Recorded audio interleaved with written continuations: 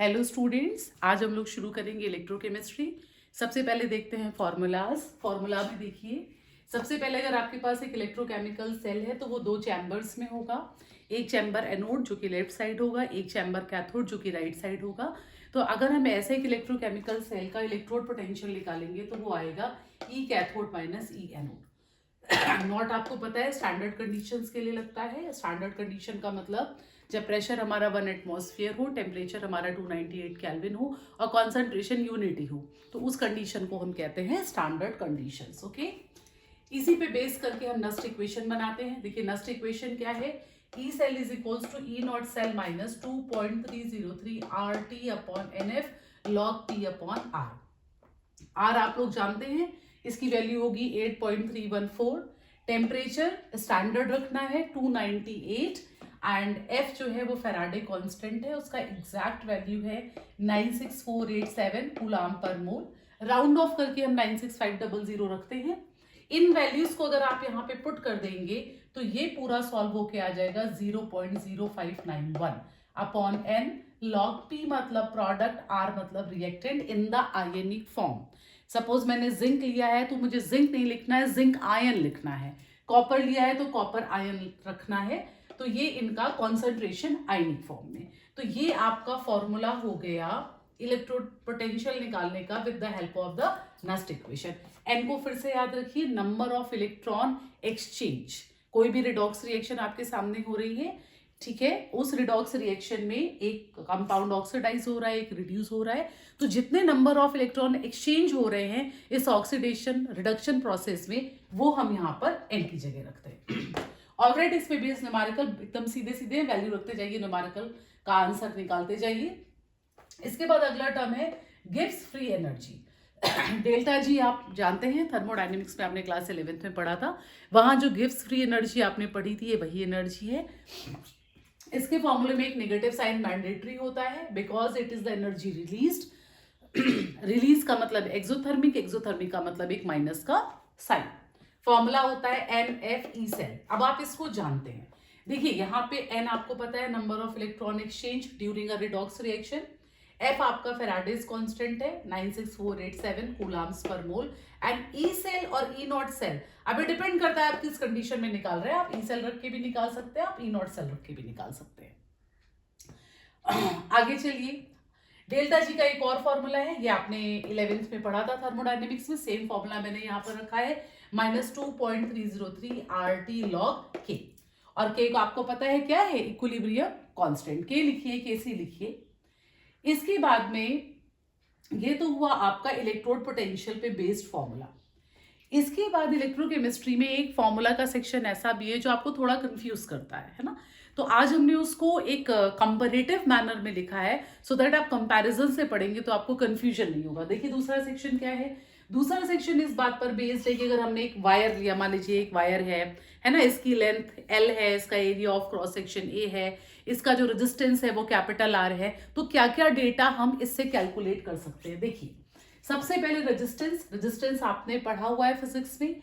यहाँ पे रेजिस्टेंस का फॉर्मूला जो हम रख रहे हैं वो रख रहे हैं R is equals to rho L by A. L क्या है, मेरे वायर की लेंथ, ए क्या है, एरिया ऑफ क्रॉस सेक्शन, और रो क्या है। देखिए रो को मैंने इसके जस्ट नीचे लिखा हुआ है, रो जो है मेरा, रो रेजिस्टिविटी है ना। रो जो है वो रेजिस्टिविटी है।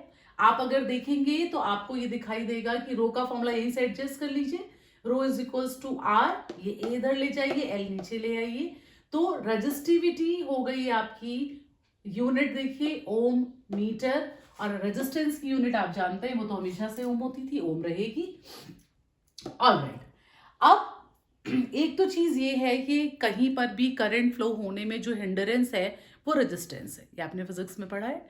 अब रेजिस्टेंस का जस्ट अपोजिट जो नेचर होता है वो कंडक्टेंस होता है। आपको पता है ना, रेजिस्टेंस जितना कम कंडक्टिविटी या कंडक्टेंस उतना ज्यादा। तो देखिए मैंने बिल्कुल इसीलिए जस्ट अपोजिट लिखा है कि अगर आप रेजिस्टेंस को आर से लिख रहे हैं तो कंडक्टेंस कितना होगा, 1/r, और इस 1/r को हम जी से डिनोट करते हैं। ओके, इसकी यूनिट क्या होगी, ओम इनवर्स या फिर साइमन, SIEMEN, साइमन। ठीक, अच्छा भाई जैसे कि रजिस्टिविटी है आपका, रजिस्टिविटी को जस्ट उल्टा आप करेंगे तो आपको क्या मिलेगी, कंडक्टिविटी। कंडक्टिविटी को हम पहले स्पेसिफिक कंडक्टेंस कहा करते थे, फिर आईयूपीएसी ने हमें ये रिकमेंड करा कि हमें इसे स्पेसिफिक कंडक्टेंस से बेहतर है कि हम जो है इसे कंडक्टिविटी बोले। थोड़ा सा जुकाम है मुझे, हाँ थोड़ी तबियत खराब है, पर एडजस्ट कर लीजिए। कंडक्टिविटी ये हो गया स्पेसिफिक कंडक्टेंस। कैसे लिखा, रजिस्टिविटी और कंडक्टिविटी एक दूसरे के अपोजिट है। कंडक्टिविटी को हम के से लिखते हैं, के इज कप्पा, है ना, के इज कप्पा। अब यूनिट देखिए, अगर सीधी सी बात है, देखिए मैंने से यहाँ ओम मीटर लिखा है, मगर नॉर्मली ये छोटी चीजों के लिए, कम लेंथ के लिए यूज होता है, तो ओम सेंटीमीटर कर लीजिए, इसको ज्यादा बेहतर रहेगा आपके लिए। बाकी दोनों यूनिट जो है लेंथ की, उससे कोई फर्क नहीं पड़ता। तो देखिए इसकी unit Om centimetre, kappa is just inverse of resistivity, तो यूनिट क्या हो जाएगी, ओम इनवर्स सेंटीमीटर इनवर्स।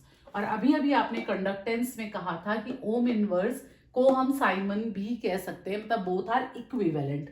तो ओम इनवर्स की जगह साइमन रख दीजिए, एस से सिंबल है उसका, तो हो जाएगा साइमन सेंटीमीटर की पावर 1। अब जरा मेरे साथ इसको फिर से रिवाइज करिए। मैंने आपसे क्या कहा, रेजिस्टेंस कंडक्टेंस एक दूसरे के अपोजिट है, रजिस्टिविटी कंडक्टिविटी एक दूसरे के अपोजिट है। आई होप अब इसमें कोई प्रॉब्लम आपको नहीं आएगी। एक और पैरामीटर है, उसे हम सेल कांस्टेंट कहते हैं। It is simply L by A, केवल वायर की जो भी लेंथ है और जो भी एरिया ऑफ क्रॉस सेक्शन है उसको डिवाइड कर दीजिए, आ जाएगा सेल कांस्टेंट। इसको हम जी स्टार से लिखते हैं, है ना, इसको हम जी स्टार से लिखते हैं। और एक फॉर्मूला इन्हीं को एडजस्ट करके उन्होंने बनाया है, तो वो कहते हैं कंडक्टिविटी। कंडक्टिविटी मतलब kappa is equals to conductance, ये रहा आपका कंडक्टेंस, इनटू सेल कांस्टेंट।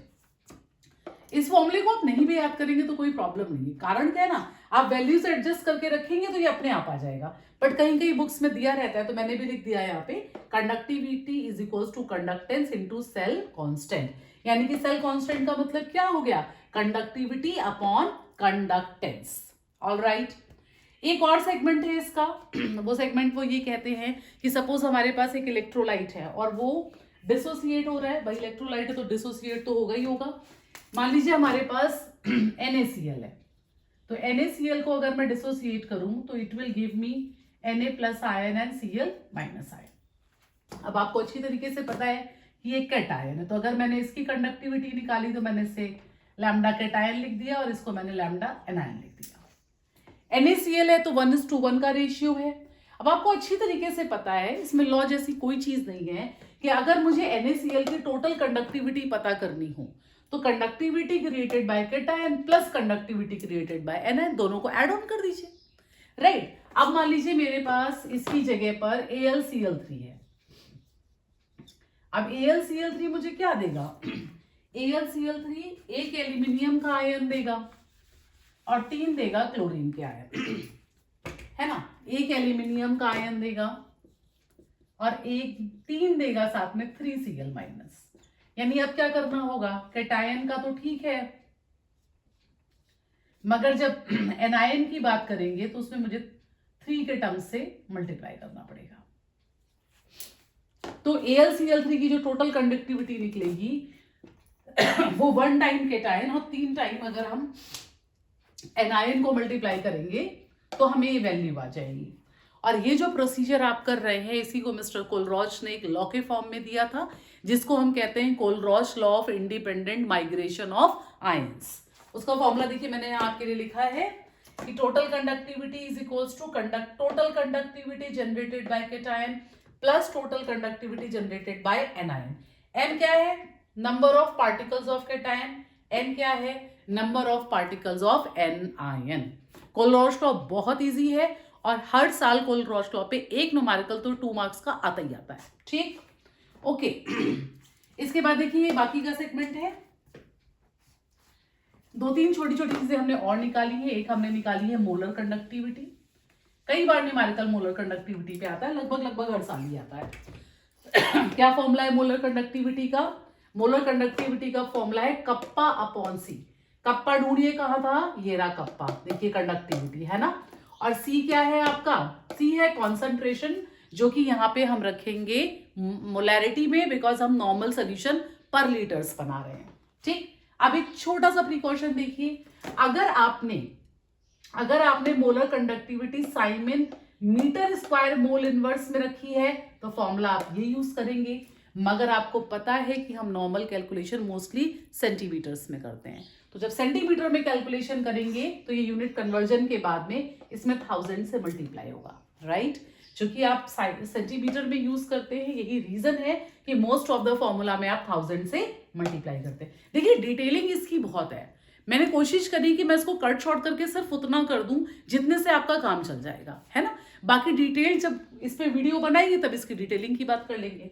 फिलहाल इतने से आपका कोई भी न्यूमेरिकल रुकने वाला नहीं है। सी मोलैरिटी है, मैंने यहाँ लिख दिया, कल भी पढ़ाया था सोल्यूशन की वीडियो में कि सी कॉन्सेंट्रेशन है ना, और यहाँ पे मोलैरिटी। अल्फा आपने सोल्यूशन में भी पढ़ा था, क्या होता है अल्फा, डिग्री ऑफ डिसोसिएशन। जो डिग्री ऑफ डिसोसिएशन सोल्यूशन में थी वही डिग्री ऑफ डिसोसिएशन यहाँ है, फर्क सिर्फ इतना है कि वहां पे हमने दूसरे फॉर्मूले से निकाला था, यहां हम निकालेंगे मोलर कंडक्टिविटी के फॉर्मूले से।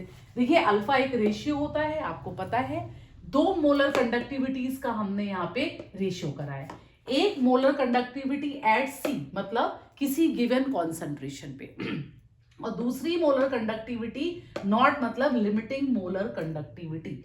इन दोनों को आपस में डिवाइड कर दीजिए, molar conductivity eight given concentration and molar limiting molar conductivity, you will get the alpha. आपको पता है ना स्टूडेंट्स, आपको फॉर्मूला लिखने के भी मार्क्स मिलते हैं। इनकेस आपका न्यूमेरिकल सेक्शन बहुत वीक है, एटलीस्ट अगर आप फॉर्मूला सही अटेम्प्ट करके फॉर्मूला सही लिख के उस पर वैल्यूज भी सही रख देते हैं तो कम से कम अगर 3 मार्कर न्यूमेरिकल है तो 1 नंबर तो आपको मिल ही जाएगा। इसलिए न्यूमेरिकल के फॉर्मूलाज पे आपका बहुत फोकस होना चाहिए, और फॉर्मूला अगर शुरू से गलत है तो आगे न्यूमेरिकल का कोई मतलब नहीं। ये यहां तक हो गया। इसके बाद फेराडे के लॉ है आपके चैप्टर में, है ना। फेराडेज के लॉ से एक फॉर्मूला निकल करके आता है Q is equals to IT, and दूसरा फॉर्मूला है W is equals to ZIT। ठीक, क्या Q क्या है, टोटल चार्ज है आपका, I is passed current, T is the time, है ना, एंड W क्या है, करंट अगर हमने एक सर्टेन टाइम तक पास करी किसी भी इलेक्ट्रोकेमिकल सेल से तो उसके कैथोड पे जाकर के कितना कोई भी मेटल कलेक्ट हो रहा है उसका वैल्यू निकालते हैं W से। So W is equals to ZIT, this is, and Z is what, electrochemical equivalent।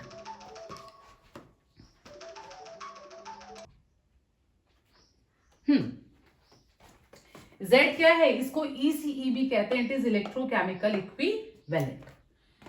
तो स्टूडेंट्स ये हैं सारे फॉर्मूले आपके इलेक्ट्रोकेमिस्ट्री के।